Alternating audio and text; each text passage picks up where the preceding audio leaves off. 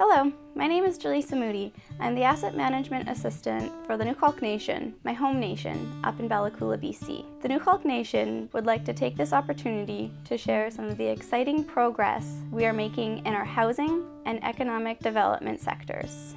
At the heart of our new housing strategy, we hope to accomplish 5 key goals. This meant 1. Utilizing the assets and resources we already had at our disposal.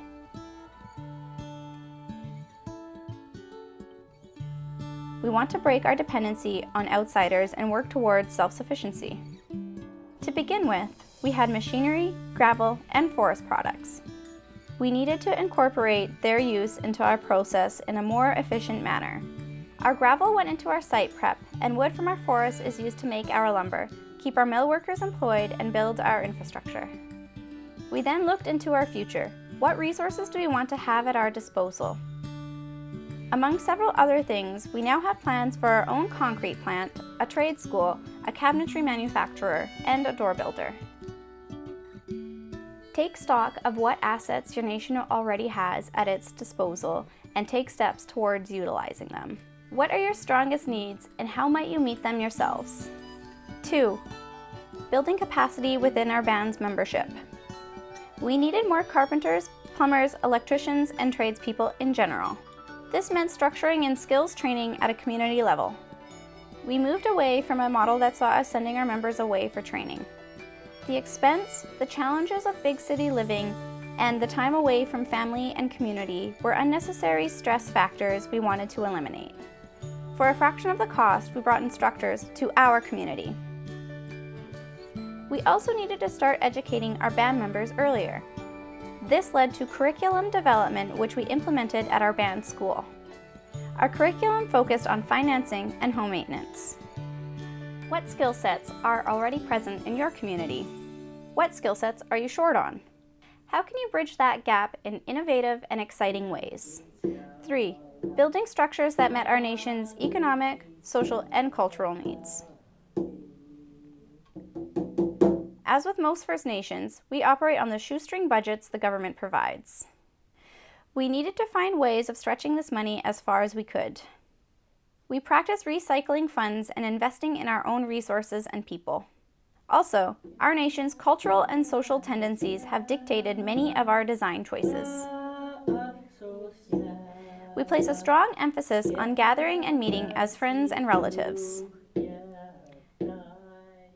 Open concept kitchens, living rooms, and dining rooms allow us to get together in a good way.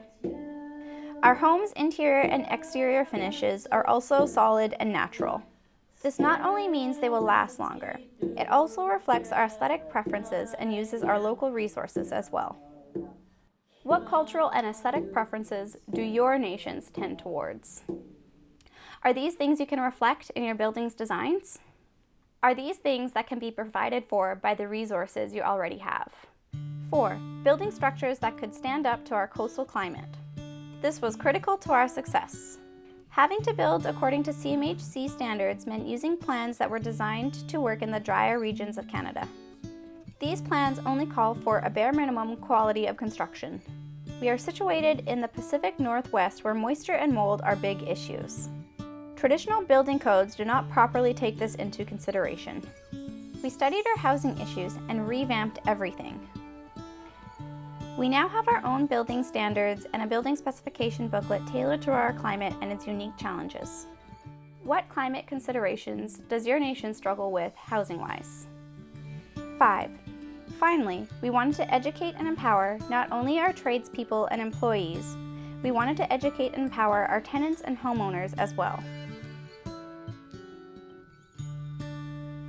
With this in mind, we created guides to help homeowners stand accountable to their homes and assets. These guides outline helpful finance, maintenance, and repair strategies. We also place a high value on connecting our knowledgeable crew with homeowners and tenants to build relationships, transfer knowledge, and improve our standard of living. Do your nation's members have specific housing challenges? How can you empower them to feel more connection and accountability to their living spaces? Named after our traditional ceremonial spaces, we called the new homes at the heart of our housing strategy big houses. In part 2, our in-depth follow-up video, I will start from the ground up and walk you through the steps our team took to meet our big house construction challenges, as well as the challenge of operating under the Indian Act and the reserve system. These challenges were specific to a wet West Coast climate and focused on durability, affordability, comfort, style, mold prevention, and overcoming the social legacies of centuries of colonial oppression. Smau di sulk ich, one heart, one mind.